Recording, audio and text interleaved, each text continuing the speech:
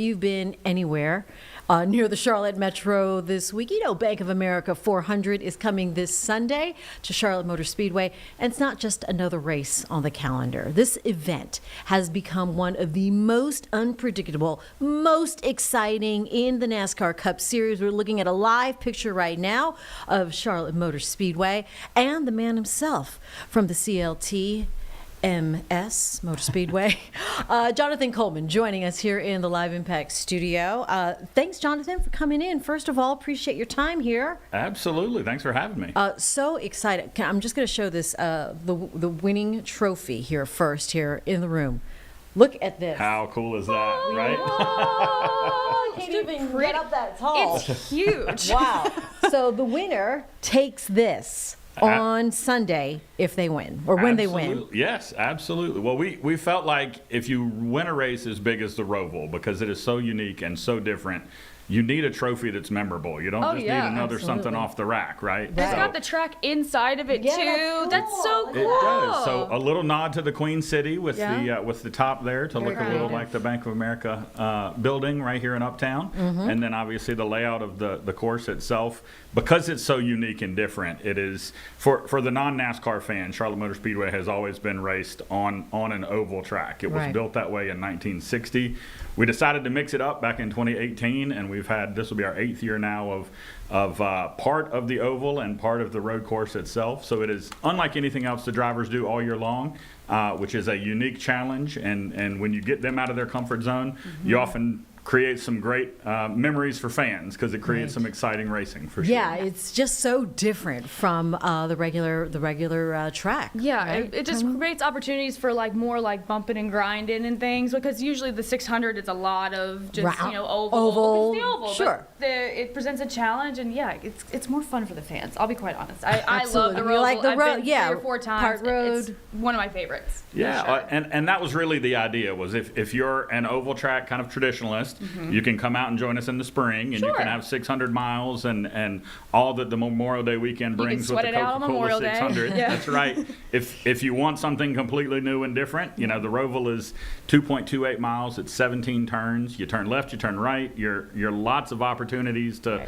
mix it up with the other drivers, and it's also in the NASCAR playoffs, so that even heightens it even more when it means something. You've got a handful of those drivers that are still in contention for a championship at the end of the season, and that just adds to some of the drama and some of the craziness that happens out on the racetrack. Now, does rain affect things? Because we have a little bit of a spotty forecast. There was some heavy rain. Was it last year? Yes. And that made for an interesting part of the race. Unlike on the oval, where rain is a 4-letter word. Rain is a bad word for sure. On the road course, because the speeds aren't quite as high, they actually make a wet weather tire. Right. So we could actually run through, not a deluge like we saw earlier this week, but if need be, we could throw some wet weather tires on and again add one more layer of the unpredictability. Right. You increased the track by a little bit, right? We did. It doesn't sound like it's too much. It's not too much at all, but when you pull into the infield, it adds about 3/4 of a mile from the traditional oval. So you've got just a little bit more racing surface and a lot more turns and corners to mix it up in. And last year we actually, for the first time in 7 years, I guess, we actually changed up a couple of the corners. So turn 7, which is right in front of the grandstands, kind of the high drama, high action corner, is a really tight hairpin corner. So it's a great chance to push that other driver out of the way or dive bomb and get in there and steal some track position. Yeah. So drama. Always looking to add the drama and mix it up and make it more exciting. All right. I like your whole, let's look at that little pink thing at the end there, because this is not only the race, the weather, the shape of the track, but this little pink net. Talk to us about this, Jonathan. Yeah, so the ROVAL weekend is so much more than a race itself. So on Saturday, actually, our Xfinity Series race sponsor is Blue Cross of North Carolina. And for several years, we have painted pit wall pink as we kind of get into National Breast Cancer Awareness Month to celebrate those survivors, to teach a little bit about the importance of early detection and those kinds of things. And for the last 4 years, we've actually done what we call the Windows for Hope program. So we partner with NASCAR driver Eric Jones and his foundation. Eric's mother is a breast cancer survivor, but they have coordinated with the help of NASCAR to have every Cup Series driver on Sunday race with a pink window net and the drivers will autograph them at the end of the race, and we will auction them off next week and raise money for Project Pink, which is a local organization through Atrium Health and the Levine Cancer Center that helps those once they've been diagnosed with breast cancer, kind of through that process of survivorship. That's with great. Support and encouragement and some education around early detection.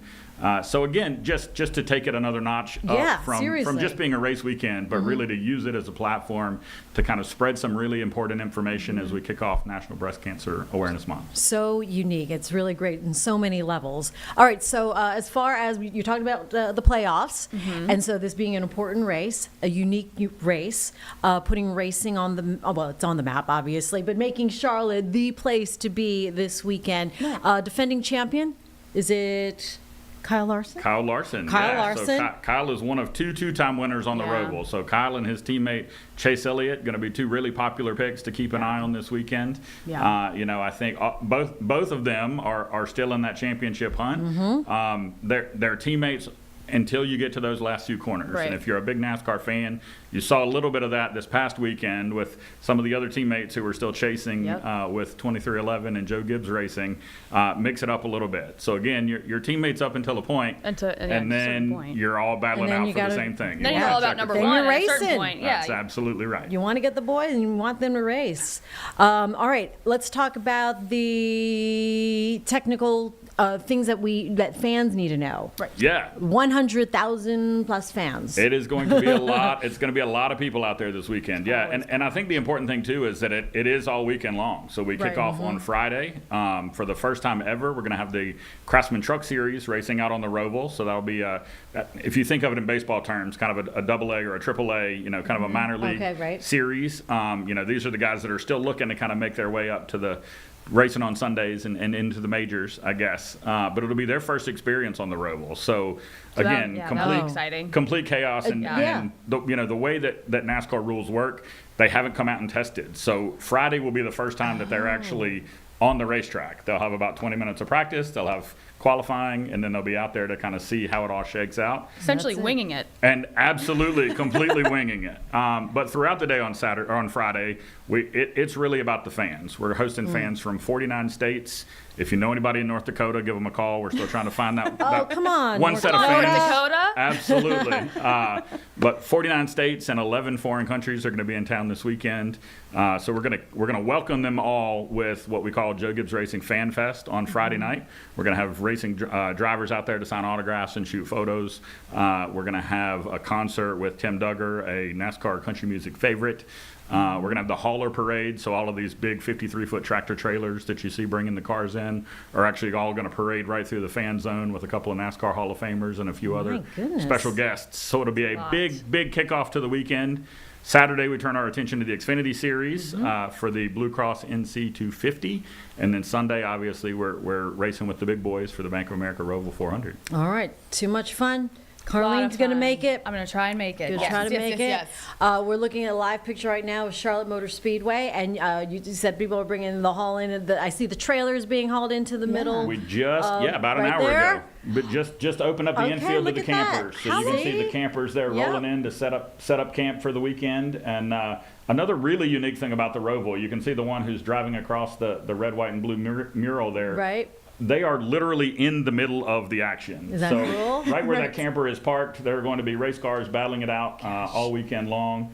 And we're going to be surrounded by campers. So a really unique experience to just be right in we call it the eye of the Roval, if you think of it in weather terms, kind of like the eye of the storm, because you're right in the middle of all of the fun and all of the action. Isn't that awesome? It's going to be a great weekend. The weather's going to be great. I mean, perfect time for folks to visit Charlotte Motor Speedway this weekend. It's a fun race to go to. So if you have the chance to go. Yeah. If you haven't been, what is the one thing that people need to know?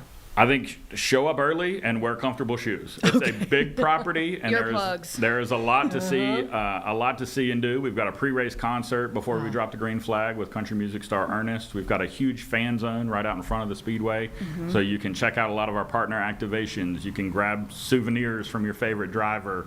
We'll actually have driver appearances and things like that out there on Sunday morning before we kind of bring everybody inside to get ready for the race. So I would say check out our website, charlottemotorspeedway.com. NASCAR.com, find the schedule, figure out exactly where you want to park, because it is a big property, and you don't want to park on one side and end up on the fan zone on the other side. I kind of joke about wearing comfortable shoes, but there's so much to see and do. It's a lot of walking. You want to make sure you're able to get around and see everything that there is to see. Absolutely. You need the day. A lot of entertainment, Yes. a lot of great racing and chicane watching, and maybe a little weather watching there as well. Who knows? Yeah. All right. It's unpredictable, and that's what we love about it. Love it. Absolutely. All right. Jonathan Coleman from the Charlotte Motor Speedway joining us here in the Live Impact studio. Appreciate you coming in and bringing in this amazing her. trophy. Stunning. Get to touch it before it goes to the winner. All right. Awesome. Jonathan, thanks. Have a great time this weekend. If you are going to Charlotte Motor Speedway, it's going to be awesome.